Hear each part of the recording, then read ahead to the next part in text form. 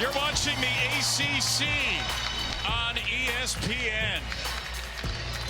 A matchup that's going to feel classic to all the old school basketball fans out there. Two of the longtime blue bloods in the sport. Georgetown and North Carolina, retro uniforms for the Heels, retro pep band members as well. And we are in for a great show on this Sunday early evening. Kevin Brown, Corey Alexander. You see those names next to each other. Georgetown and North Carolina conjures some really special memories, and these teams think they're on the way up. Absolutely. It's where college basketball really started for me. And you think back 1982 national championship, of course, two huge freshmen in both those teams on the matchup. And North Carolina has a tremendous freshman stepping up for them this year. When you consider what Caleb Wilson has done to this point, already one of 3 Division I players, averaging 19 and 10. And when you look at his potential, many NBA players think he's a top 5 pick, maybe even higher. On the other side, KJ Lewis, when you consider what he's been able to do in his first year after transferring from Arizona to Georgetown, has become the leader of the back, and right now looking to get a win on the road here in Chapel Hill. Ed Cooley's Georgetown Hoyas have challenged themselves more this year. They've got wins over Maryland and Clemson. The losses to Dayton and Miami. So this is their third ACC game. North Carolina, meanwhile, coming off a win at Kentucky. They have beaten Kansas as well. A challenge on the road for the Hoyas against the Tar Heels in Georgetown. Starts with the ball. Roger Ayers, Ron Groover, Bert Smith, our officials today. The Hoyas immediately go inside to Julius Halaifanua, and Halaifanua, who scored 16 in 3 of the last 4 games, has the opening 2 as you look at the starting 5 for UNC. All newcomers this year. Kyan Evans runs the point. Luka Bogovac, a junior from Montenegro. Wilson, Jaron Stevenson, and Henry Vesar. Maybe the biggest front court in America. 6'10", 6'10", and 7 feet. As we get an early Georgetown foul against Isaiah Abraham. And you see just how much attention Caleb Wilson draws, even when he doesn't have the basketball in his hand. Isaiah Abraham did not want to allow Caleb Wilson to have any room to operate off that screen. Ed Cooley talked about he wants to make sure this is a physical matchup against the Tar Heels here this evening. We heard Ed Cooley say a couple of times in shoot-around, take away their length with our strength. So Georgetown, which is undersized in terms of height, will try to be very physical with the Heels. Evans with a 3. That is a great sign for North Carolina. Kyan Evans, who was 0 for 7 from 3 in the last 2 games. But of course, when you get an opportunity to get back in the front, into your home confines, and where the people are cheering for you, it changes your energy. And Evans able to see one go through early. Georgetown starting 5 featuring Halaifanua, who's rejected by Vesar. Hoyas have a couple of great guards, Malik Mack and Lewis, preseason All Big East. Caleb Williams, Isaiah Abraham. And there's the first shot for Caleb Wilson, the Tar Heels' leading scorer. And that's going to be an advantage for North Carolina throughout this game. Caleb Wilson's ability to score over the top of smaller defenders. He will get many opportunities throughout this evening. Malik Mack, a step back 3 is too strong. That ball's out of bounds, and it will go to North Carolina, which is in year 5 under Hubert Davis. This is so far, and it's early on, the best offensive rebounding team he's had. He feels like this is a group core that fits the identity he wants at Carolina. We won't say the best offensive rebounding team he's had, but one of the better ones. He also mentioned to you, of course, with Harrison Ingram and Armando Bacot, that was the best offensive rebounding team. Here's a breakaway steal. KJ Lewis puts it in. I'm only saying so far percentage-wise they have the best, but they haven't faced the ACC schedule yet, so we'll see if that indeed holds up. But they are big, much bigger than last year's team, which, of course, was the last team into the tournament. Evans with a slithery move. He's got an early 5, and it's 7-4. And it's an encouraging sign for the Tar Heel faithful to see Evans off to an early, aggressive start. That's what they need to see more of from him. Mack hits a 3 over the 6'10" Stevenson. Malik Mack, 16.5 per game scorer. And on the other side, that ball is tied up and out of bounds. As Lewis thought he had a jump, it's out of bounds off of Lewis.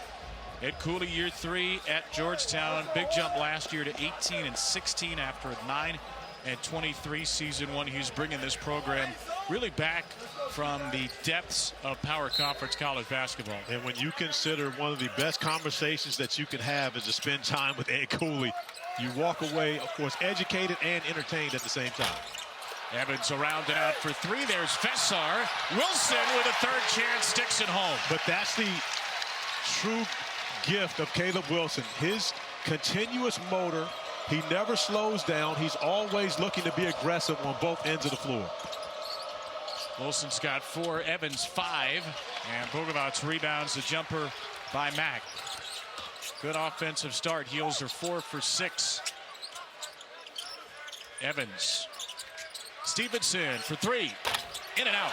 And that's really what the Tar Heels are waiting for. Jaren Stevenson to start showing more of an aggressive attitude on the offensive end. He is a very capable three-point shooter. Hasn't shown up yet in the box score.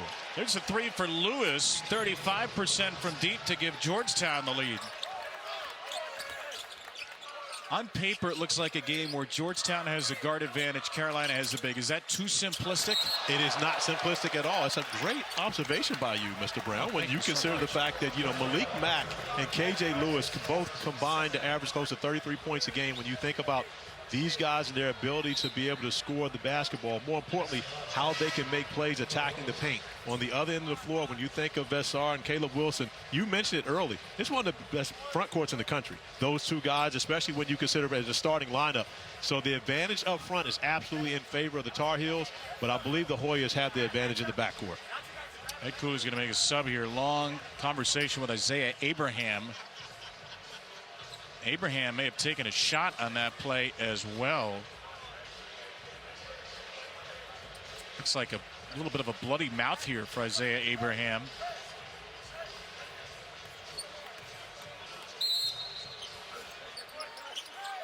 Langston Love checked in for Abraham, who's being looked at on the bench. Bogovats too deep from 3. Off of Stevenson, it'll go to the Hoyas. But when you look at the Tar Heel lineup, Jaren Stevenson at 6'9", who plays a small forward position but can guard guards. That's really what Hubert Davis loves so much about him, and part of the reason why he went after him in the transfer portal is because of the job that Jaren Stevenson did a year ago in the SEC ACC Challenge defending R.J. Davis. Hubert Davis recruited Jaren Stevenson out of high school but had no idea he had the ability to guard on the perimeter the way that he did. And of course, here we are a year later. He's the starting small forward for the Tar Heels. There's a steal for Evans. North Carolina with the ball in the early stages. Hasn't been at home for the last really 3 weeks. Here's Wilson. He's short on a 3. Heels are 1 for their first 5 from deep. And a foul underneath. That'll be the 3rd against Georgetown. That's Halifa-Nua with his first. But that's that pressure that the Tar Heels put on you on that offensive glass. Halifa-Nua doesn't have much choice. If he doesn't foul Vessar on that, Vessar gets second chance points. Halifa-Nua is going to take a seat. Jaden Fort, Jeremiah Williams are in off the bench. So Fort at 6'9" is the biggest player on the floor for Georgetown. Jaren Stevenson out of the game. Jonathan Powell is in, the West Virginia transfer. Wilson. They like when he's doubled because they say he's such an elite passer, and out of the double they ended up getting a good look for Powell, who misses the 3. KJ Lewis driving off the back of the rim, and Lewis has 7 of the first 12. And it's already double figures for the backcourt of Georgetown, as we talked about. Malik Mack knocking down the 3. Wild pass by Wilson is stolen by Lewis. Langston Love, great shooter, drills it. That will be reviewed at the next timeout. It's called a 2 on the floor, so it's 14-9 Georgetown. Wilson now into the body of Caleb Williams. He draws the foul. But the Hoyas on a nice little run here, an early lead in the Dean Smith Center. Well, the Tar Heels doing what they do best, crashing the glass. Caleb Wilson with the putback, and on the other end is KJ Lewis knocking down the 3 ball from the top of the key.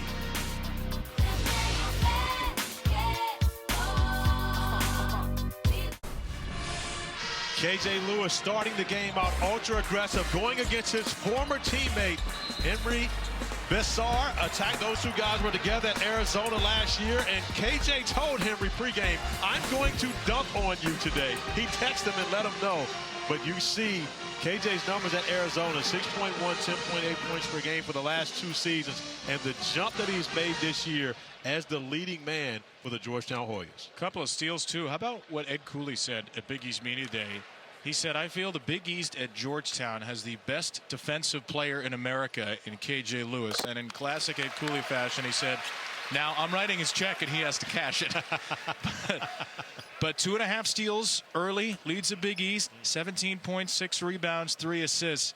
The versatility Ed Cooley wanted, he has gotten. But I think it's more just of a mentality. I think he brings that aggressive mentality that Ed Cooley appreciates so much. When you think back of the guys that he's coached, you go back to Chris Dunn, you look at the different players that he's put in the NBA. KJ Lewis fits right into that mold of an athletic combo guard that can score, but more importantly, affects the game on both ends. Lewis with 7 of the 14. The Langston Love shot was reviewed and remained at 2. So 14-11 is the Georgetown lead. Here's Caleb Williams backing down Powell. Williams rises way off the top of the glass and tracked down by Vessar. Here's the freshman Derek Dixon for the first time, Corey. As we say, Derek Dixon in the game now, the hero from the win at Kentucky. Scored 5 points down the stretch, including the game winner. Bogovac scores it. Yeah, Bogovac attacking the rim is able to get the hoop and the harm. Picks up the foul on Caleb Williams with Bogovac off the bounce. No much more for his shooting, but has the ability to be a playmaker as well. It's one of the things that Hubert Davis talked to us about prior, his ability to pass and make plays off the bounce, complement his shooting and absolutely complement this team. And it's a big foul. It's the second on Caleb Williams. With 14:39 to go, Georgetown's leading scorer the last 2 games will take a seat. They're averaging over 20 points per game in the last 2, had 23 versus Miami. 5 of 10 from beyond the 3-point arc. So his production will absolutely be missed, especially when you consider that one of the 2. Ed Cooley says there's 1 of 2 ways they're going to beat North Carolina in this game. They're either going to out-rebound them or they're going to make 13 threes. Well, Caleb Williams is their best 3-point shooter. They're going to need production from him. Here's Lewis. Little seal from Halifa Nua and a terrific finish for Lewis, who's 4 for 4 for 9. But you remember Hubert Davis telling us that shoot-around earlier today where the Tar Heels need to be better. Uh-oh. Great pass by Wilson, then a better rejection by Lewis on Powell. What hasn't Lewis done in this game? He's unable to get the 3 to go. But he's done it all really in the first 6 minutes of this contest. 9 points, 2 rebounds, an assist, a block, and 2 steals. Bogovac, no for 2. Rebounded by Fort. Back to Hubert Davis. He was telling us they have to do a better job of protecting the paint, whether it's off the drive or through post-ups. And you see KJ Lewis on the previous possession able to attack with really little to no resistance for the reverse layup. Lewis operates again. Good find inside the bucket, missed at the rim by Fort. Dixon bounces for Powell. Around and out. Carolina just 1 for 7 from 3. Jeremiah Williams now. Terrific turn through the lane and a finish for Williams. Nice take by Jeremiah Williams. Really going 1-on-3 on that possession, but not deterred. Able to use the rim as a shield for the reverse layup. Uh-oh. He just got hit hard by Zayden High. Got taken out on a screen. We could hear Williams. You probably could hear him in the upper deck as he crashed to the ground and he was holding his shoulder. Yeah, grabbing at that right shoulder and just immediately, like right in front of us.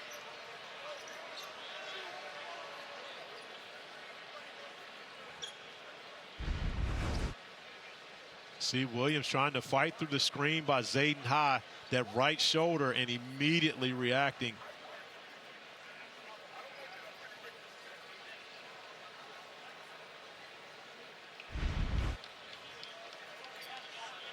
No foul called on the play, just a hard screen by Zayden High as Williams, who has been a real connector for this team, is helped to his feet. And he's going to walk immediately into the locker room.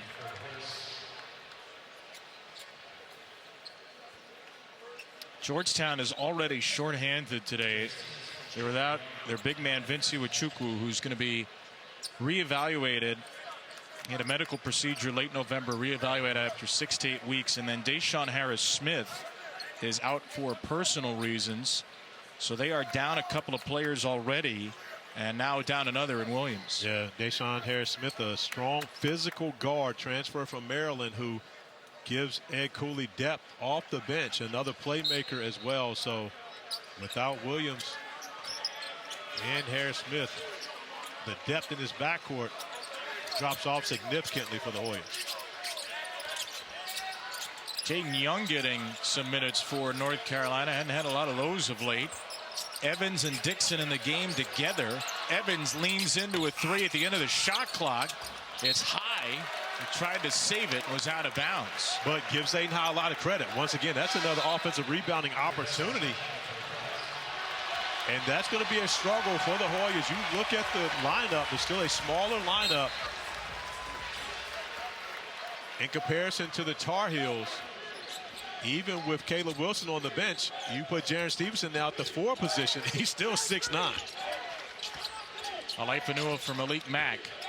Mack, the former Harvard Crimson Rookie of the Year in the Ivy League, spins it out. That's old WCAC matchup right there. Mack from St. John's, Derek Dixon from Gonzaga. Those guys, I'm sure, have a little history playing against each other. A couple of former Gatorade Players of the Year in D.C., 2 years removed. Young inside to Vessar. Double team comes quickly, leaves Dixon alone. Dixon starting to play with more and more confidence as a freshman, getting more of a responsibility from Hubert Davis and taking advantage of it. Alaifanua unable to answer. Off the rebound, here is Dixon, who was the hero in Lexington on Tuesday with 5 points in the final minute.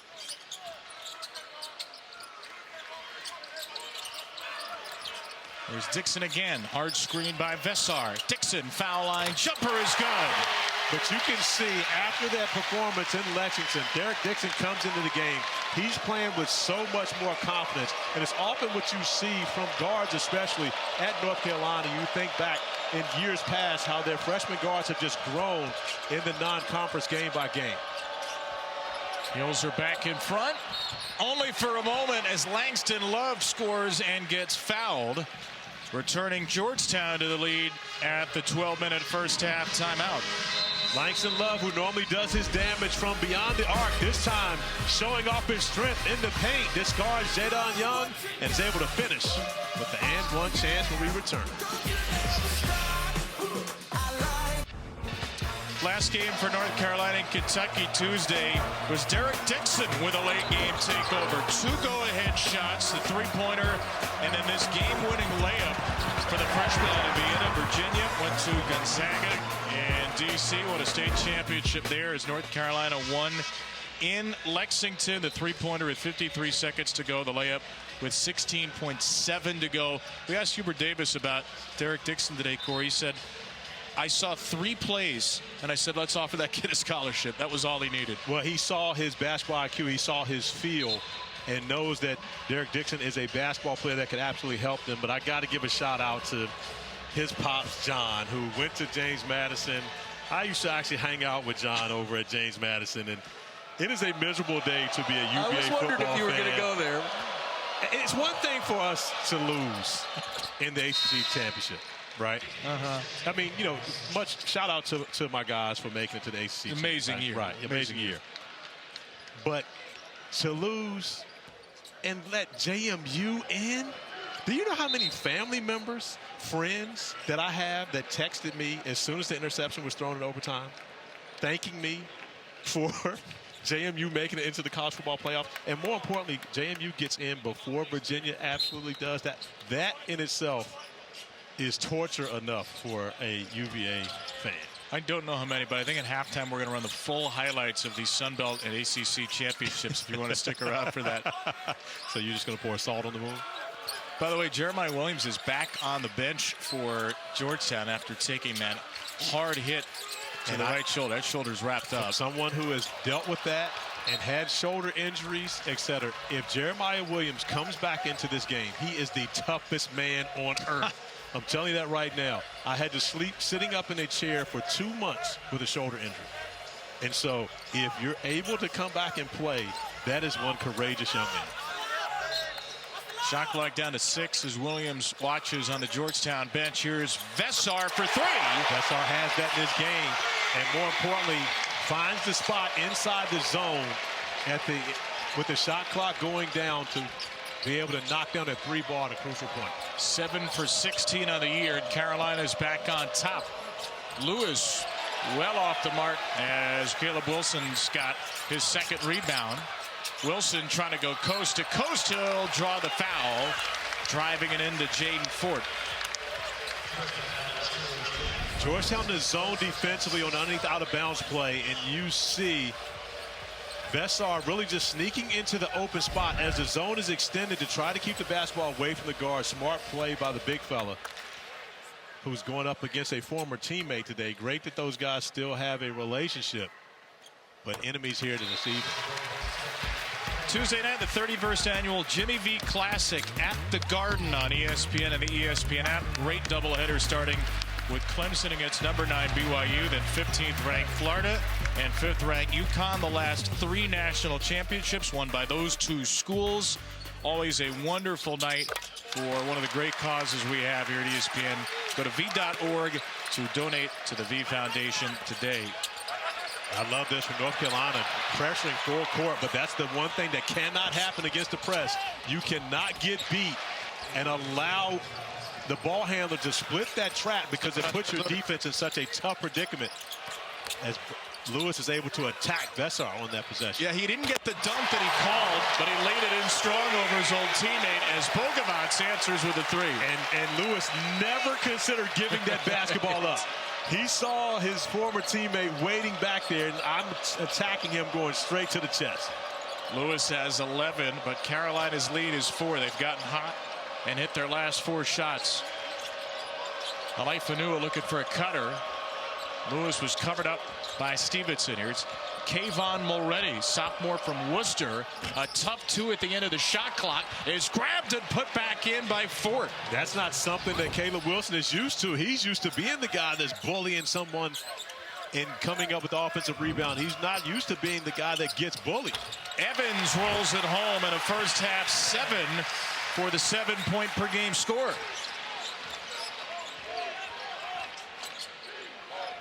29-25. About 9 to go in this first half. Lewis leading Georgetown with 11. Malik Mack's only got 3. Mack has the ball right now against Evans.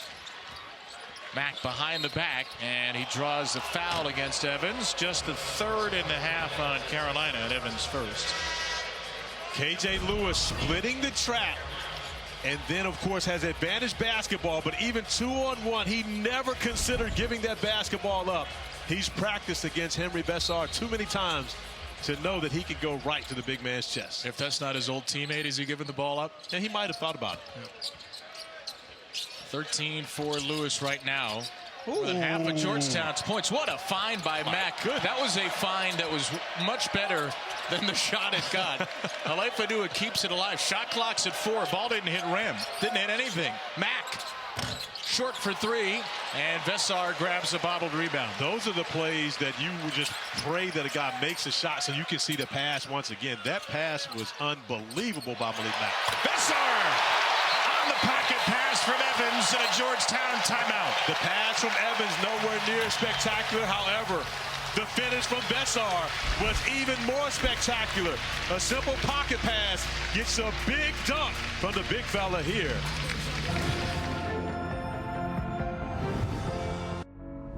I can't do this don't give up thing all by myself. This whole fight, this journey thing is not a solo venture. This is something that requires support. It's V-Week here at ESPN, where we highlight the urgent need for cancer research. Thanks to Principal Foundation's generosity, you can double your impact. Principal Foundation matching up to $1 million in donations during V-Week. If you're able, please visit v.org/donate. 100% of donations go directly to cancer research. There's Roy Williams, and there's one of the great Tar Heels wearing the Roy shirt, Stuart Scott. Proud Tar Heel, who was a host of Midnight Madness in the past, and The folks here at North Carolina had a memorial for Stu after he passed away from cancer. You see the UNC memorial pictures there. Stu in the North Carolina shirt. Tar Heel class of '87, wide receiver, defensive back, news and sports reporter. And appropriate that we honor Stu today, Corey, because in just 3 days we're going to get a 30 for 30. We're really looking forward to on ESPN Wednesday night. Booyah, a portrait of Stuart Scott. I will absolutely be locked in 9 p.m. when you consider that Stuart Scott truly changed the culture of sports on television. Again, I can remember just tuning in to see what he would say next. Of course, Stuart Scott, more importantly, a proud representative and alumnus of the University of North Carolina. But he paved the way to really, truly be yourself on television. And he brought a different culture into watching SportsCenter. I mean, SportsCenter at the time was must-see TV. When you've got Stuart Scott coming on and just the different, co-hosts that he had alongside him. But it really did change the culture of how we view television watching Stuart Scott. I don't want to age myself, but I will. I was probably 9-10 years old watching Stuart Scott. Yeah, when I said we, I wasn't talking about you. to a 9-year-old kid, it's like the coolest, most It really mind-blowing thing in the world. And by the way, it's still just as mind-blowing all these years later. By the way, we're talking about the V Foundation, the Stuart Scott Cancer Research Fund set up after Stu's passing, which awards grants to scientists who are addressing racial disparities in cancer outcomes, opportunities to researchers from underrepresented groups. So v.org/Stuart, that's how you can support that fund in Stuart's honor.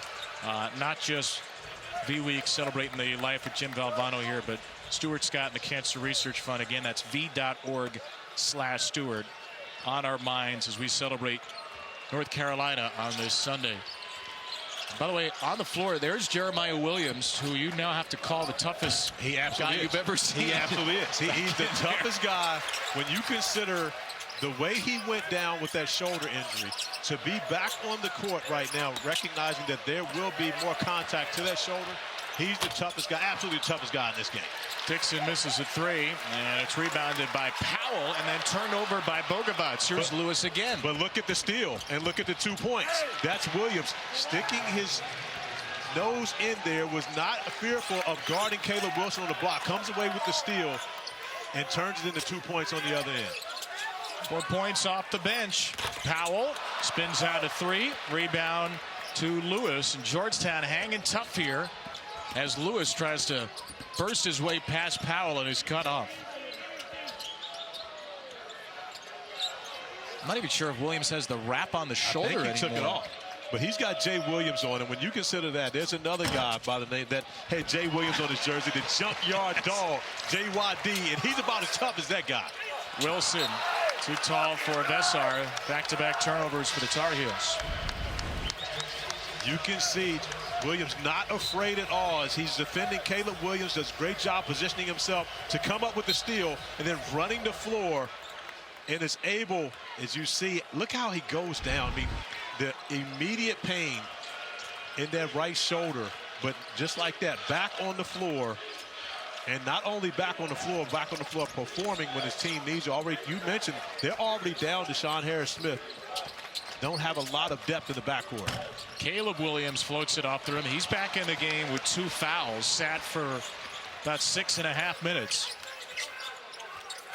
North Carolina's brought Stevenson back in for Bogovac. Stevenson has yet to score just 1 shot.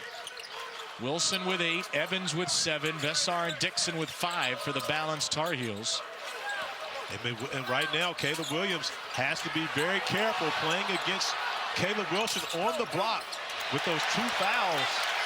You don't want to put yourself in position to pick up another one, but as North Carolina continues to hustle and come up with an offensive rebound. Roger Ayers is going to stop play here. The shot clock's at 20, which should not be the case. Now it's at 30, which certainly shouldn't. So the Hoyas actually had possession of the basketball and throwing it back in. So instead of it being a 20-second reset to the shot clock, it's a new shot clock, which results in turnover for the Hoyas. Which would be just the 2nd turnover for Georgetown. Ed Cooley's team, the lowest turnover rate in the nation, just edging out Penn State. Stevenson. The Hoyas now in the zone, trying to see if they can neutralize what North Carolina does on the interior. Nice job there defensively. A little change up from Ed Cooley, who wants this to be a team that has an edge defensively. Williams inside Fort, stopped by Vessar. And Fort thought he had avoided the defender going to the other side of the basket, but Vessar's on the other side. Nothing but trees along that front line for the Tar Heels. Second block for their leading shot blocker of the year. Powell long two is good. Powell, who continues to play with more confidence as well, knocked down two huge threes against Kentucky in that three-point win. And he's starting to solidify his spot as a reserve that Hubert Davis can count on. Williams, Halefanua. He is denied but fouled by Caleb Wilson, who got him low. It's the first against Wilson. North Carolina doing the job on both ends of the floor. You think you get away from one of the trees, but the other catches you on the other side, and then Jonathan Powell going to the mid-range to pull up, knocking down the two-point basket, extending the lead to 4 for the Tar Heels.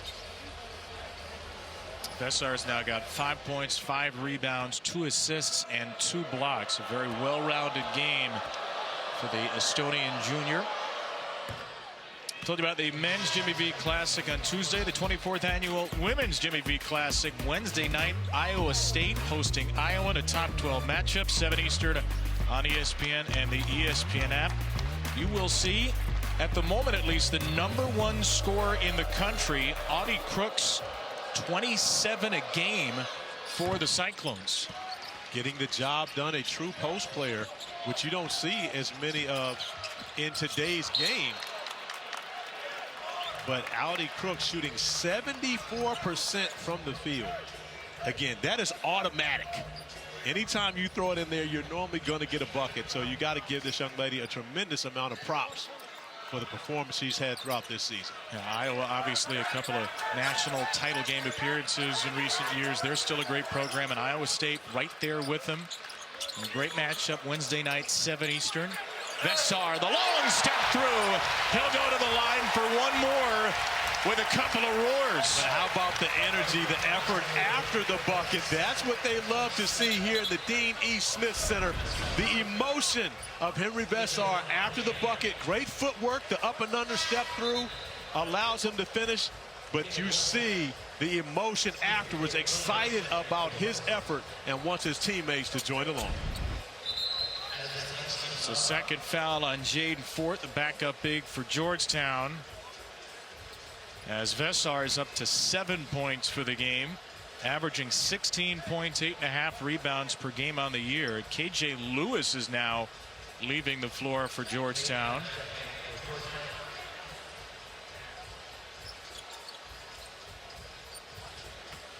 They already lost Jeremiah Williams for a good chunk of this first half, and now remember the Georgetown staff is checking on Lewis at the end of the bench. Vessar continues his well-rounded game with a three-point play, and this matches the largest lead for North Carolina, which pressures again. More pressure. That time they were able to stay solid in the trap. But Georgetown very well prepared. We saw Ed Cooley working on the pressure in their shoot-around earlier today. He knew they were going to press, and he also really invites it. He feels like that gives them opportunities on the offensive end. Max had a quiet first half, leans into Dixon, who did really well to disrupt that shot. 6'5" freshman. I thought he disrupted shots very well in the win over Kentucky. Not just the baskets at the end. Vessar from Powell, another finish. And that's the second time they've been able to get Vessar on that pocket pass, and he's able to finish right at the rim. Georgetown right now struggling with that side pick and roll coverage. No help there to take the big fella away from the basket. Jeremiah Williams into Vessar, couldn't finish, landed hard again. Rebound spills out to Bogovac. One more. Powell, no. Got a great look in transition. One of the things that Ed Cooley talked to us about was their defensive transition. Dodged a bullet on that possession. Powell got a great look out of the corner. Mack sticks it in for two, his second make. First thing Ed Cooley said, he just walked up to us and just said, defensive rebounding and transition. Defensive rebounding and transition. Vessar again going to work. Wipe off the bucket. He was fouled before he started the move, but Vessar's got 10 of the last 18 for UNC. And Vessar has been aggressive, attacking the rim. A number of nice pocket passes has allowed the big fella to find his way, and then he's done it on his own as well.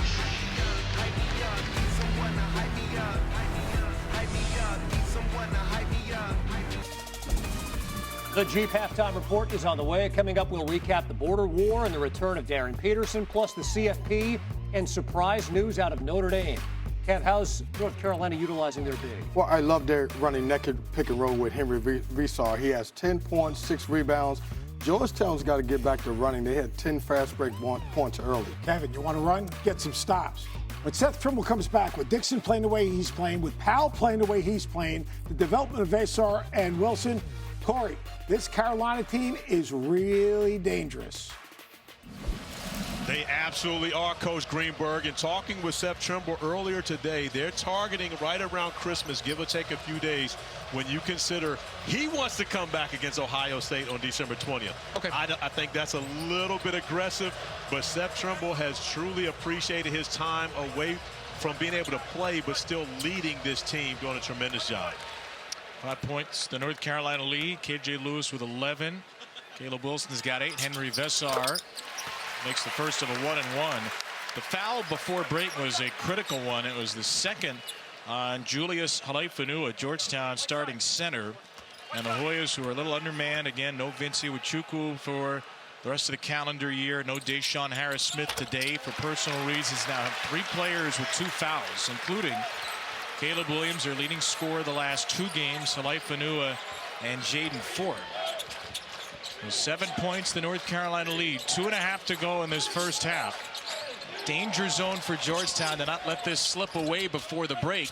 That's a good start. Halaifanua gets the feed and scores it. But I love the attack by Malik Mack getting downhill as Georgetown once again retreats back into the zone, trying to see if they can protect their guys in foul trouble. But the problem with the zone, it opens up opportunities on the offensive glass where North Carolina is so strong. Wilson with a pretty spin around and score. He's into double figures. And he just shows off his ability to score the basketball in so many different ways.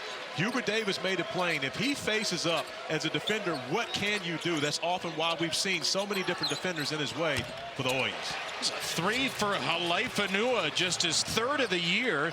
He's got the last 5 for the Hoyas.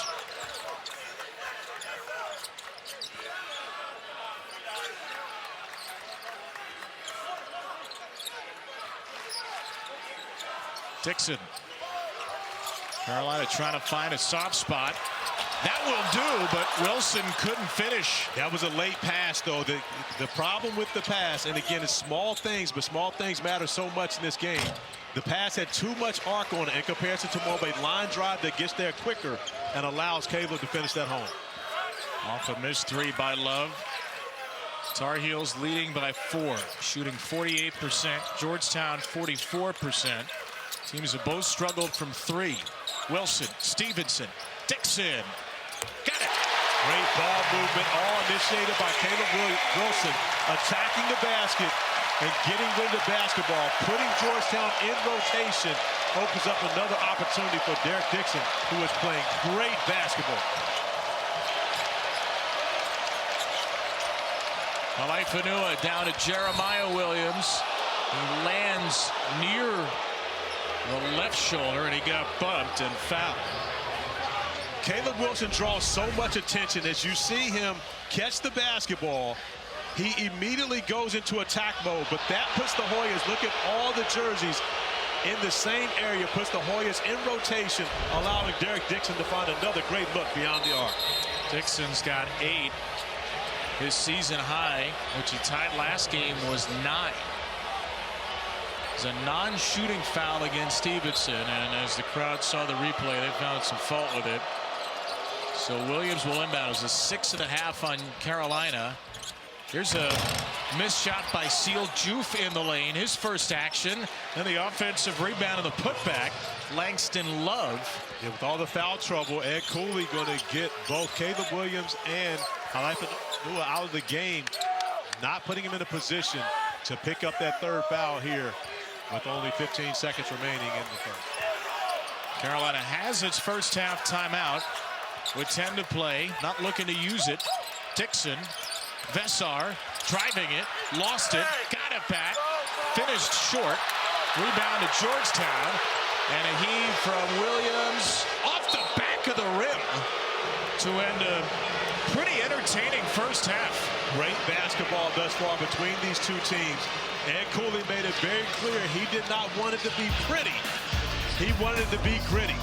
And we've had gritty, but we've also had some pretty here, Kevin Brown. A number of nice dimes and some great finishes.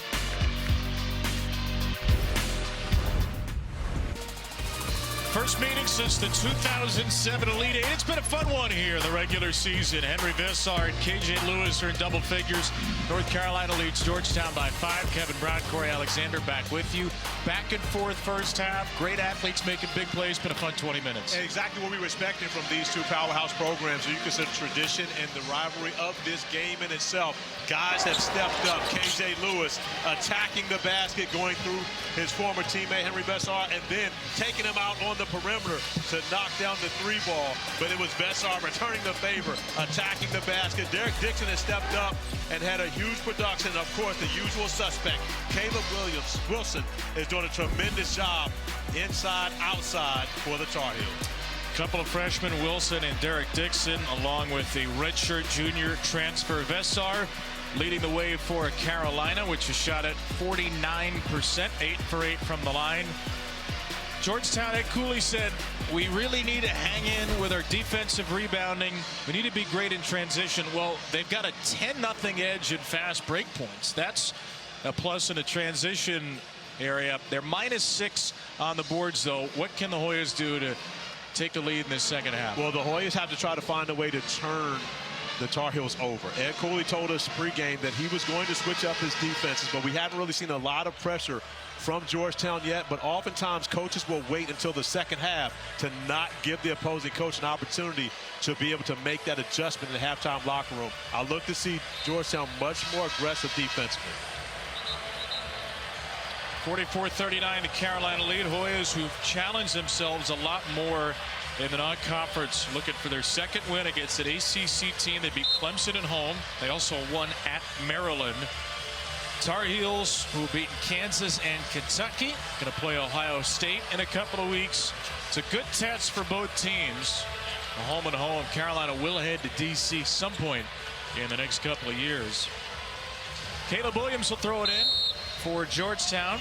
He had a scoreless first half. Malik Mack just 2 of 7 for 5 points. Lewis led the way with 11, and Julius Halifa-Nua 9. Lewis with a drive to start the half, and he gets fouled by Jaron Stevenson, so free throws are coming in the first 9 seconds. And you see KJ Lewis starting off the second half the same way he started the game, being aggressive, attacking downhill, and forcing the Tar Heels to have to deal with him on every offensive possession of the Hoyas. KJ got off to a great start in this game. Georgetown's leading scorer, rebounder, and the Big East's leading stealer, 2.5 a game. He had an early 2 steals today. Double figures in every game this year for the junior out of El Paso, Texas. But you saw the graphic talking about the rest of the team. Malik Mack, Caleb Williams, they have to be aggressive on the offensive end. Not having KJ Lewis put everything on his shoulders, and immediately you see to start the second half some full court pressure by the Hoyas to see if they can find a way to turn over the Tar Heels. Just as you imagine, and it did slow him down. Halfway through the shot clock, the ball hasn't been inside the 3-point arc until now. Wilson trying to back down Isaiah Abraham, and he gets fouled. Abraham, who did not put up a shot in that first half, picks up his second foul. Abraham giving away about 3 inches in that matchup when you consider Caleb Wilson with his back to the basket. Kyan Evans, who had a good start, 7 points, 3 assists, no turnovers. Nearly a turnover there. Vesar regains possession. Wilson will try to back down Mack with 8 inches of height, and Wilson strokes the jumper. But see, the thing about that is, and many people will look at that and say that's not a great shot because he's shooting over a double team. Well, one, Malik Mack is 6'1", so he doesn't really see him when he elevates. But more importantly, if he does miss that shot, there are 4 Tar Heels on the backside taken away for 3 Hoyas to try to keep off the offensive glass. So the smart play is to get a shot in the air. Abraham pulls up for 3. That's rebounded by Caleb Williams. 4th offensive rebound for Georgetown. Mack speeds around the baseline. Halifa-Nua takes the pass and scores it. And once again, Malik Mack getting downhill. That was one of the things that Hubert Davis said was a point of emphasis for his team. They have to do a better job of protecting the paint. 46-43 the UNC lead. Evans, Bogovac, Wilson, back-to-back buckets. The Tar Heels are doing a tremendous job against the zone, finding those soft spots. And more importantly, getting a shot on the glass, not overpassing and chancing turnovers, giving themselves a chance to make a bucket or get an offensive rebound. Lewis's layup knocked out of bounds to UNC. Caleb Wilson is such a problem and a matchup problem. You see 2 defenders, but shooting over the smaller guard and Malik Mack, and then finding that soft spot in the zone to be able to get a bucket on the next possession. What Hubert Davis told us, he said you can't have a better player, person, teammate than Caleb Wilson. After the turnover, Mack misses a 3, and Bogovac has it for the Heels. Bogovac going 1-on-2 will draw the foul. It's amazing the way the game has changed. When I was playing basketball many years ago, if you went 1-on-4, you would hear a horn. You're coming out of the game. Now, coaches encourage it. One, because you see it works out very well for Bogovac on that possession to get to the basket. But look at the jerseys back. This is 1-on-3, and he attacks, and it turns out in his favor. But it's just amazing the mentality of coaches and what they encourage in comparison to the long time ago when I actually played this game. I sense only a little acidity in your tongue. Next Sunday, ACC Network, 11th ranked North Carolina's women's basketball team takes on Louisville in a top 22 matchup at Carmichael Arena. All begins at 4 Eastern on ESPN or an ACC Network and the ESPN app. Just you're pleading with past Corey coaches, just let me go 1-on-3. Let me cook. So many opportunities I had to give up. Let Corey cook. So many opportunities I had to give up back in the day. Bogovac hits the free throws. The foul was Halifa-Nua's 3rd. He's going to stay in there for Georgetown, which again is undermanned without Vince Iwuchukwu for the rest of the calendar. He'll be reevaluated from a medical procedure in January. Mack got a good clean look, rebounded by Wilson, his 6th. 14 and 6 for Caleb. Into Vesar, and threw it right through the hands of Wilson. KJ Lewis having a conversation with Roger Ayers, asking him to watch the 2 hands on the push in the back. But look at Georgetown, only 1 turnover in this game. North Carolina, of course, no points off those turnovers, and that's one of the strengths of this Hoyas team. They get a shot on every possession, and when they get this guy shots, it normally turns out well. Lewis, who started the first half brilliantly, has 4 early in the second, 15 in the game. One thing about an Ed Cooley coach team, they're not going to beat themselves. Halifa-Nua stuffed Wilson and then fouls him on the dunk try, and that's the 4th foul against Julius Halifa-Nua. But a smart play by Caleb Wilson, continuing to attack the basket. The nice find, and Halifa-Nua does a great job staying vertical on the first one, but you see the left arm sweep down on the second one, and that's going to be the 4th foul, putting him in a tough predicament and forcing Ed Cooley to have to make decisions, bringing the big fella off the floor. Well, 16:50 to go against this big, this physical of a North Carolina team without Halifa-Nua, and again without Iwuchukwu, who's unavailable. This is going to be a tough uphill battle. How does Georgetown combat this? Georgetown has to find a way to speed up the Tar Heels and see if they can turn them over. They're not going to be able, and coming into this game, this was nothing new to Coach Cooley. He understands that they are not going to be able to beat the Tar Heels on the interior. Their guards have to be better. KJ Lewis, Malik Mack, the perimeter has to be more effective. Lewis misses. Wilson's got it. The number 5 ranked prospect in his class, Caleb Wilson, with 16 and 8. I don't think he's that far down 5, personally. When you look at Caleb Wilson, he and A.J. DeBonta, in my opinion, have the greatest potential to be superstars at the NBA level.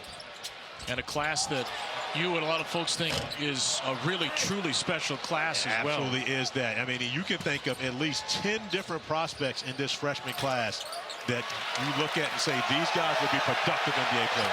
Mack misses. Trip Dixon, but no foul. And now there's a whistle back behind the play.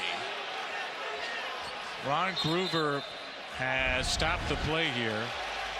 So as Vessar goes down, they look to see, is this an intentional trip from Malik Mack? But no whistle was blown. This is going to be an official review. Will take us to the 16-minute timeout, so we'll get you an answer when we return. We have a flagrant foul here on this trip by Malik Mack. The left foot right there goes down, trips Derek Dixon. The officials determined that it was an unobserved play, so there's no common foul. You can't assess a common foul, but Ron Groover said it was an unnatural act, not a basketball act, and so it'll be a flagrant foul against Malik Mack and 2 free throws for North Carolina. And it was an official review. It was not a challenge from Hubert Davis. That was an official review by the officiating crew, and unobserved, as they said, going to the break. It was unobserved in regular play, but as they went over and looked at it, they deemed that that was not a necessary action or a basketball play, which resulted in a flagrant 1. So Derek Dixon, the freshman, is going to shoot the free throws, leaves the first short. You agree with the call? Yes, but if they had come back and said that there was nothing there, I would have agreed with that also. I mean, again, you could go either way on that one, because I asked you all the question in our break. How else does Malik Mack get up without putting his feet on the ground? And so Bert Smith has a great look on it, but he's shielded because it's the other side of his body. But his feet do have to come down before he can try to get up. And so I'm fine with either way. They decide to go with the flagrant 1. I don't think anyone is bothered by that. If you're a Georgetown fan, you're saying, hey, he's trying to get up. If you're a Carolina fan, you're saying, hey, he tripped my guy. The beauty of the game. Largest lead denied. Vessar tried to extend it. Missed the dunk through Jaden Fort. Mack in transition will leave it 3-pointer short. And the rebound spills out to Lewis. He has one thing on his mind, and he delivers it for 17 points. But Hubert Davis talked to us about the fact that they were not getting to enough of the 50-50 balls. That was a great opportunity on that possession to come up with the ball and get out in transition, but it ends up being second chance points for the Hoyas. Georgetown hanging around, down 6. Wilson. Tapped up by Vessar to Abraham. And Georgetown right at this point just has to be the quicker, more explosive team on the perimeter. See if they can find their way into knocking down some threes and being aggressive. This guy is absolutely going to do everything that he can to try to get them back in front.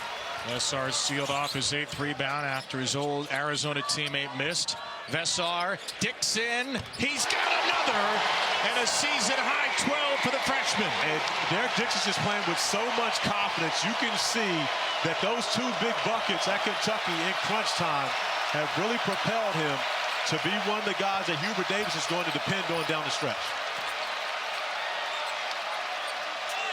Largest lead again for Carolina. Mack got held up by Evans on the cut. That's Evans' 3rd foul.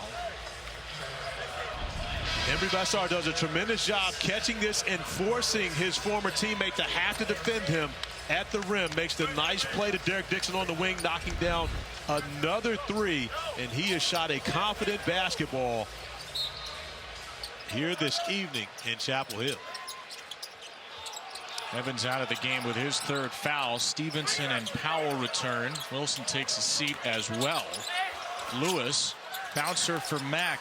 2 for 11 shooting night. Mack lost it, and that will probably be a turnover. It'll be the second one of the game for Georgetown. But coming into this game, this really was the advantage that everyone looked at for Georgetown. Malik was the guy that really, when you talk to the coaching staff from North Carolina, they say, hey, these guys got some really quick, smaller guards that could cause problems for us.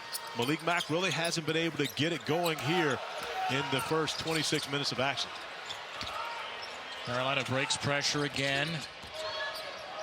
Vessar is going to shoot a 3. He's going to make it right over Lewis.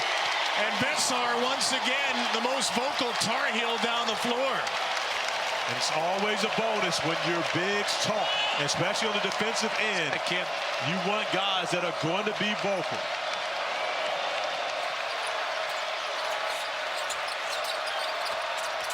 Ford. No good. Offensive rebound. Caleb Williams. Jeremiah Williams misses a 3. Stevenson grabs it.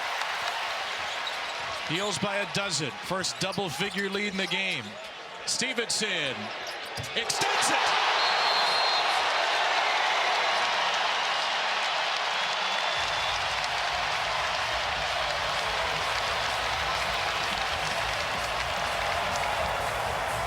The North Carolina Tar Heels are attempting what would be a school record 25 three-point field goals per game, but they're only shooting 31.7%, but not in the second half. 3 of 4 from beyond the arc, getting production from multiple guys as they've been able to stretch it out to a 12-2 run and their biggest lead of the ballgame. Georgetown 0 for 5 from 3 in the second half. Henry Vessar leading the way with 15, or right behind Caleb Wilson, should say, with 16. It's a 12-2 Tar Heel run as Malik Mack, who's had a tough shooting night, scores it right at the rim. Desperate times here for Georgetown, which has brought Julius Halefanu, starting center, back into the game with 4 fouls and over 13 minutes to play. And you see now Ed Cooley extending the pressure, trying to find a way to see if they can force North Carolina into some turnovers. That's the only way Georgetown will be able to get back into this game. North Carolina has proven that the zone nor guarding the man-to-man in the half court will not be effective. Tar Heels 5 for 9 from the field, 3 for 4 threes, 5 for 6 free throws in the second half. Zayden High off the bench. High misses a 3. Has only gone 1 for 3 on the year from deep. Can Mack get it going? He's fouled before he has a chance. Zayden High picks up his first. 3 on the Heels, 4 on the Hoyas here in the second half as Caleb Wilson will return to the game. Can there be such a thing as a quiet 16-8 for a guy who's in the conversation to be one of the top picks in the NBA draft? What it is, we haven't seen the guy that leads the country in dunks with a monstrous dunk yet. That's the only reason it doesn't look as though he's got 16-8 on the way to another 20-10 performance, which is pretty much his averages for the game. Halefanu got inside him there. 13 for Julius Halefanu. Wilson against Williams. Wilson, tough try. Bobbled out to Langston Love. Georgetown with the last 4 after Ed Cooley took timeout. Mack, step back.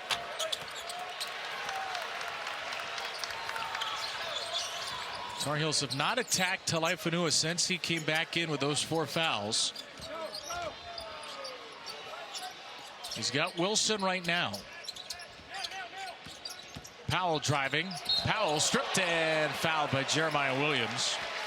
So free throws when we return with 11:58 to go. Georgetown trying to fight its way back here at the Dean Dome. Closing seconds in Palo Alto. Kamani Hamilton to give UNLV the lead on Stanford. Last chance for Ibuka Okori, Seth. Big time contest right here.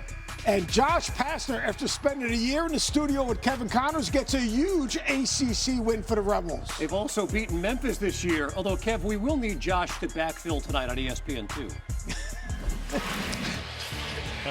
The classic Connors bump once again. Hey, Georgetown, North Carolina, some great history here. Of course, Michael Jordan's game winner as a freshman in the '82 national championship. Their last meeting, the '07 Elite Eight, Georgetown down 11, scored the first 15 in overtime to win that game ahead to the Final Four.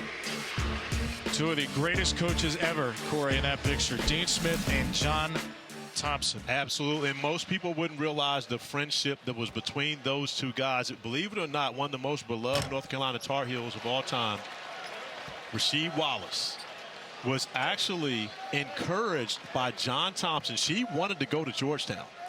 And when Georgetown had so many players up front, of course, Georgetown was Big Man University in the 90s. When they had so many players up front, John Thompson actually encouraged Rasheed to just listen to Dean Smith, and the rest is history. Of course, Rasheed Wallace loves Dean Smith. He's one of his favorite people of all time. But when you consider that it was the urging of John Thompson for Rasheed to actually have the conversation, and ends up being a Tar Heel. An amazing sliding doors moment. That is only the 10th time these teams have played, but they've had their fingerprints all over college basketball for the last several decades. Georgetown, which would recover from that national title loss in '82 and win their championship, their lone one, just 2 years later, 1984. 3 Final Fours in a span of 4 years, while Patrick Ewing was at Georgetown. Jeremiah Williams with a kick. Langston Love, 3. That's a big shot. It gets Georgetown within 8, and it's a 7-0 Hoya surge. But we talked about how could Georgetown get back into this game. That's it. They've got to be more explosive on the perimeter and allowing their guards to be the advantage in comparison to the Tar Heels. They're not going to beat them up front. They're going to have to beat them on the outside. Dixon, bounce pass, Powell. He gets it. Powell with his first 3 in 5 tries. But the great answer from Jonathan Powell, and the three-pointer has been a weapon for the Tar Heels. 8 of 21 on the evening. But the second half, the three's been great for them. 4 for 6 now since the break from 3. Halaifanua. Williams, who came back from that hard shoulder injury in the first half, sets up Caleb Williams. He has yet to score today. He's taken just 3 shots in 21 minutes. And Caleb Williams has been shooting the basketball extremely well coming into this, averaging 20.5 points per game for his last 2, including 23 against Miami. Dixon inside Vessar against the 4 fouls of Halaifanua, kicks out of it. Stevenson no on a 3, and a foul will be on Vessar there over the top of Halaifanua. Henry picks up just his first.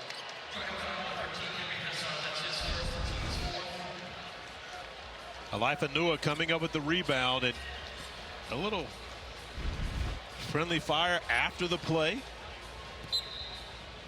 Vessar not really overreacting there, so brings no attention to the officials. It's the first time I've seen Vessar play in person. He is always talking, always moving around as Lewis bricks a 3. Remind you of me? Absolutely what I was going to say. Yep. He, however, does have the freedom to go 1-on-3. Unlike you did back in the 90s. Not Vessar. He's not bringing it up the court doing that. Into Halaifanua, that's an offensive foul. So Vessar trying to get that 5th foul against Halaifanua is called for back-to-back fouls himself. And give Halaifanua a tremendous amount of credit for standing his ground, doing a great job defensively, playing with those 4 fouls, but absorbing the contact. And you have to sell that call. You've got to go down. If he doesn't, more than likely that's going to be his 5th foul. He's played really well of late, too. Career high 16 in 3 of his last 4, 13 today. Chance for 2 more. Vessar denies him. Here's Evans back in the game with Dixon. Carolina has not scored it much here of late since the Georgetown timeout. As Dixon bricks an open 3, Vessar is on the offensive glass, lost it to Lewis. Williams, little 3-on-2. Caleb Williams on a great pass to catch. They'll reset it. And we'll get a foul called by Bert Smith away from the action. It's on Evans. That's his fourth. Yeah, Evans was trying to keep K.J. Lewis from getting post position against him on the block. Of course, K.J. Lewis, extremely physical. He doesn't mind being the guy that throws the first punch. And you see the battle on the interior. It's Lewis really just trying to get post position. Evans using his hands is going to get him a foul each and every time. He had that early 7. He hasn't scored since. Carolina has been hoping for more production from Evans, who's a Colorado State transfer, and foul trouble been one of the big reasons why they haven't gotten that much out of him. But Evans is more of a shooter than a playmaker. He's playing the point guard position for North Carolina, but really played off the ball more so last year at Colorado State. Nick Clifford was the guy with the ball in his hands making the majority of the plays. Jeremiah Williams, no at the rim. Jeremiah's just 2 for 7. Vessar with a double-double. The fact that Jeremiah is playing is a win in itself. Yes. After taking that shot to the shoulder in the first half, coming back in the game, Coach Cooley just happy to have him on the floor. Wilson is fouled. That's the 6th on Georgetown. You're talking about Evans. Where do you think North Carolina ends up going at the point guard spot? Does Dixon play more? Is there another answer they have as the year goes on? Well, remember, we're not yet seeing the best version of the University of North Carolina Tar Heels basketball team, because quite possibly their best player is sitting on the bench with a cast on his wrist. Seth Trimble, who is the only true returner that got minutes for the Tar Heels a season ago, will absolutely make this team much better when he gets back. And when it comes to the point guard position, he can play the point. So it's going to be interesting to see if they come back when they get to the end of it, a healthy Seth Trimble. Do they move Dixon over to the point guard position and bring Evans off the bench, or do they continue to bring Dixon off the bench? But regardless, Seth Trimble is going to come back and be in the starting lineup, and he's not only one of their best offensive players, he is absolutely their best defender on the perimeter. Fouls on Jeremiah Williams, his second. Vessar misses the first. Seth Trimble fractured his left forearm, just working out November the 9th. And you mentioned it earlier, they're hoping around Christmas. December 30th is their first ACC game against Florida State. And that last year career high of 11.6 was much higher early in the season. He actually got injured and took him a while to get back into a rhythm. But this is a young man, when R.J. Davis was out last year against Memphis in an exhibition game, went for 33. Has the ability to score in bunches, but that may not be the best part of his game. He truly gives the Tar Heels a lockdown defender on the perimeter. Saw it against Aaron Peterson in that Kansas win. Here's Fort. Strong into Vessar. Vessar took a shot to the face. Fort blocked from in front and behind by Wilson and Stevenson. It's still Hoya ball with Lewis driving into Vessar. Caught in the air, trying to find Fort. It spills out of bounds. The Heels will take over. A sloppy last few minutes of the game. Ed Cooley's Hoyas down 11 to Hubert Davis's Heels. That looks familiar. Caleb Wilson with a double-double. 6 of his last 7. Henry Vessar with a double-double. His 5th of the year, and North Carolina leads by 11 on the strength of its bigs. The last time that there was a front court combination at the University of North Carolina to average 2 guys averaging 16 and 8 was 30 years ago. That would have been Jerry Stackhouse and Rasheed Wallace. And when you look at this combo up front, they may be able to do similar damage than to what both my little brothers were able to do when they were along the front line here at Carolina. They both had double-doubles in the Kentucky win on Tuesday, 67-64. 65-54 the lead here. Neither team has scored in the last 3 minutes. But Carolina once again has done its job on the glass. Dixon. Bogovats got it from the corner of the 9th. Carolina 3.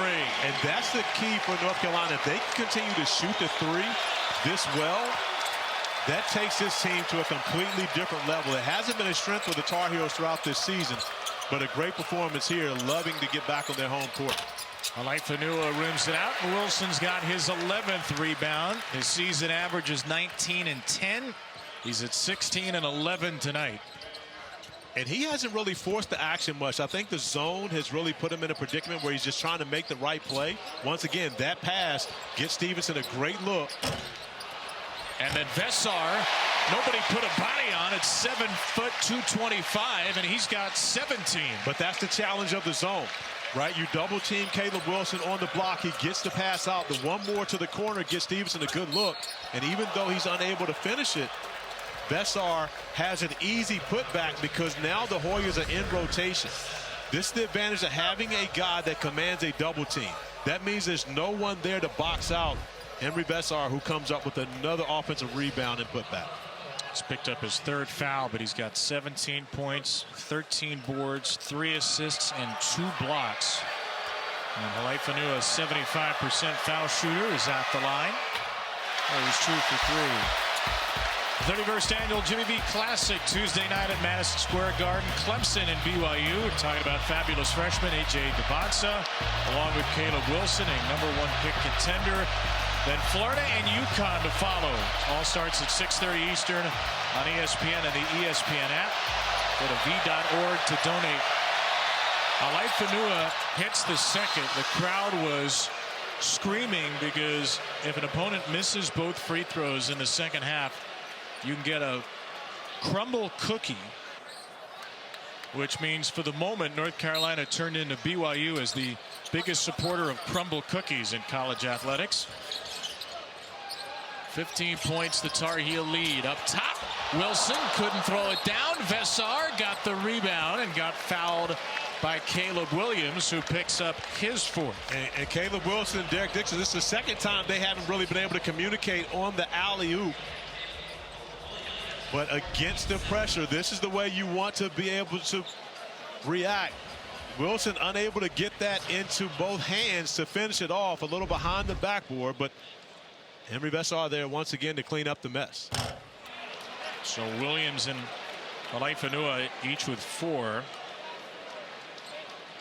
Caleb Williams, 23, a career high 2 games ago against Miami, 18 against UMBC Tuesday, has not scored. He's played 23 minutes. He has 4 fouls and 3 shot attempts. Vesar, with a career high 14 rebounds, goes 1 for 2 at the line.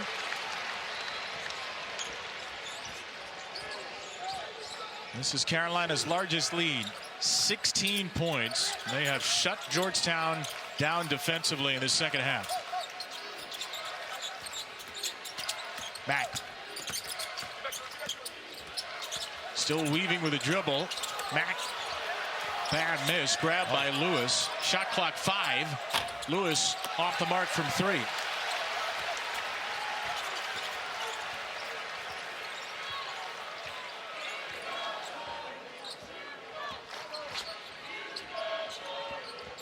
Career high scoring night for Dixon. Feeds Wilson. Bogavats. Stevenson. And it's going to be Carolina ball as Vesar forced the issue again. But who did not force the issue was Caleb Wilson against the double team once again. And he wanted to get to the rim on that possession. But as you saw, the second defender makes the right play, gets rid of the basketball, and gets a great attempt for his teammate. And Hubert Davis said this week more teams are double teaming Caleb. And that actually helps us because he's such an elite passer. It helps them, too, because one guy has not been able to guard. so therefore, he's shown Pick you your can't poison. guard me with one. Dixon's pass knocked away. It's funny, Wilson does not have an assist today, but he's been involved in the action for several baskets. Yeah, a number of if they did keep hockey assists in the game of basketball, he would have a number of those, but he continues to make the right play as Derek Dixon's able to knock down the 2-pointer as the shot clock reaches 0. It's going to be his first assist right off the inbound to Dixon, who continues his career night with 14. But that shows you how good of a passer Caleb Wilson is. The fact that Hubert Davis trusts him to take the ball out of bounds and underneath out of bounds play. That's not a position you put a guy that isn't capable of making plays and making decisions. There's the first bucket for Caleb Williams today. He'll have an N1 opportunity. Now, I'm guessing the list of 6'10" freshmen who are inbound passers under the basket is a pretty short one across the nation. I would agree that it most likely is a very short list. There's another one that's close to 6'10", but I would give him 6'9". that you'll see on Tuesday night. A.J. Devonsa, who at BYU has been spectacular. I think he and Caleb Wilson, in my opinion, those two guys have the highest ceiling when you consider this elite group of freshmen. Caleb Wilson definitely a better rebounder than A.J. A.J. more of a perimeter player. But these two guys, I think, have a tremendous amount of potential moving forward to the next level. But there's a lot of guys to choose from. Bogovac draws the 5th foul against Talifanua. Scores 2, could be one more. And it just about puts Georgetown to bed. Nice action from the Tar Heels. Bogovac getting downhill. Talifanua, who is trying his best to stay out of harm's way, doesn't have much of an option but to let Bogovac go. And it was not actually the 5th foul. KJ Lewis reached in and picked up that foul, but because of continuous motion, Bogovac able to get the bucket to go. Yeah, my mistake. Talifanua stays in the game. Lewis only his first. Talifanua has played now about 9 minutes with 4 fouls. But his Georgetown team has fallen behind 18. Here's Abraham, who rises and strokes the jumper for his first points. Yeah, Isaiah Abraham, who was in double figures at 11 points in their win over UMBC. And that's really been the issue for Ed Cooley. They're trying to figure out who that 4th, 5th guy is going to be. They have pretty much strong production on most nights between KJ Lewis, Malik Mack, and Caleb Williams. But they've got to find out who's going to be that other guy. Talifanua has really shown that he can be that post presence that they need, especially with Iwuchukwu out with injury. Wilson going to need more production on the perimeter. Wilson up to 18 with a jumper as Mack barrels his way in. A lot of fouls in the second half, but Carolina's extended the lead. Caleb Wilson at 6'10", the ability to do it all, even off the bounce, working on another 2010 game. Of all the great University of North Carolina teams, they have never had a team that shot 25 or more three-point field goals per game. Until now, this Carolina team averaging a school record 25 threes per game, 9 of 26 here this evening. But most importantly, they've had 6 different players make a 3 on the evening. Second half, both teams have put up 11 threes. Carolina's hit 5, Georgetown only 1. Derek Dixon, the freshman, with 3 threes and a career-high 14. Vessar, Stevenson, Evans, Bogovac, and Powell have hit as well. Don't forget the 24th annual Women's Jimmy V Classic, Iowa State and Iowa. 2 top 12 teams, Wednesday night, 7 Eastern, 6 local. I want to remind you again about Audie Crooks, 27 a game, leading the nation in scoring, hitting 3/4 of her shots. A ridiculous year for the Cyclones. Men's Jimmy V Classic Tuesday night, the women's on Wednesday, both on ESPN. And as always, you can go to v.org. Every penny goes directly to cancer research for the V Foundation. Here's Wilson, who's got 18, 13 rebounds for North Carolina, and hits a really pretty jumper there to get to 20. And the degree of difficulty is high, but it's a shot that you can see that he is more than capable of making, as he's now had an average game up to 20 points. A little up on the rebounds, but he continues to be aggressive on both ends of the floor, attacking the glass. Off the Mack miss, Abraham short. Georgetown is just 4 for 21 from 3. It was a big test for Ed Cooley. He said he asked his team today, where has your edge gone defensively? And I think he'll have a lot of defensive questions again, though this is a great step up in class. When you consider the disadvantage that the Warriors were at coming into this game in the post, I think that's really where the difference is between these two teams. I don't know that Ed Cooley will be extremely disappointed in the defensive effort, but it's difficult to guard guys like Caleb. But Ed Cooley told us straight up, we have not seen a guy in college basketball like Caleb Wilson in a very, very long time. And when you consider that type of praise coming from an opposing coach who has watched him on film to try to prepare to defend him, I think Georgetown did a pretty good job. He just opened up so many opportunities for others. Evans 5 to shoot. It's Vessar. It's short. He knew it. Rebounded by Mulready as we go to 2 minutes on the clock. Mulready will drive it into Vessar. Has got 4 fouls. Lost control on the way up. And Hubert Davis says, let's slow this thing down. Carolina wearing the retro uniforms, the throwback uniforms today in this matchup. A rematch of the 1982 championship game. Can basically 4 corners this thing for the rest of the game if they want. No, they can't. Basically 4 corners. There's a shot clock now. I know, that's why I said basically. Evans. I'm sure Mr. Four Corners is in the building somewhere. Somewhere around here. Yeah. Bill Ford. Normally a frequent visitor to the Dean E. Smith Center to watch the Tar Heels. It's not hard to find a Tar Heel great pretty much anywhere you look. Yeah, you look around. They're pretty much everywhere. Doing radio. Tyler Zeller over there today when he switches off with Hansborough. Bogovac, no for 3. Final minute of play. Malik Mack. Really needed Mack to have a big game. He should have a big season in the Big East. Having a great year so far, but Mack goes just 3 for 17 today. Well, you got to give the Tar Heels a tremendous amount of credit. You consider Hubert Davis talked about their rim protection and defending the paint had to be so much better. And they were that today against a number of tough guards to defend. And Malik Mack, KJ Lewis. Lewis had a great first half, but really wasn't able to get much going here in the second. Tip your cap to the Tar Heels for the effort they've done defensively. A bucket for Bogovac makes it a 20-point spread. Jumper by Mulready is short. Another rebound to Vessar. An appropriate way for the game to end. He had 18 points and 15 rebounds. Wilson 20 points and 14 rebounds. And Carolina had length and strength to take down Georgetown. They pull away and win by 20. 81-61 as the Tar Heels score 81 to get to 8-1. An impressive victory and an impressive start for Hubert Davis's Tar Heels. Corey Alexander, our entire crew, Kevin Brown from Chapel Hill, where North Carolina is a 20-point winner tonight.